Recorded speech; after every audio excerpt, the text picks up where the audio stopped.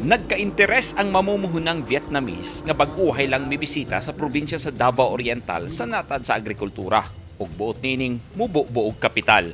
Sa milabay nga adlaw, nakigtagbo si Davao Oriental Governor Corazon Malanyaon sa tanang mayor sa probinsya aron ilatag kanila ang angayang hatagan og prioridad alang sa katawhan. Usa niini ang Food Security Program nga buot sa gobernador nga magkahiusa sila aron iasdang ang programa sa agrikultura sanglit potensyal ang probinsya sa agrikultura tungod sa lapad gayuta. Usa sa nakita sa provincial government ang produksyon sa gulay.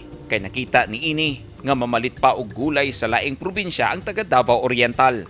Gidasig ni Governor Malanyaon ang mga mayor nga mudasig sa ilang mga residente nga mananom aron adunay dugang panginabuhian ug pagkaon nga dili na mogasto sa kaugalingong kwarta. Paligunon sa administrasyon ni Governor Malanyaon ang Oplan Kalsada Program aron maengganyo ang mga mag-uuma nga magkugi og tanom.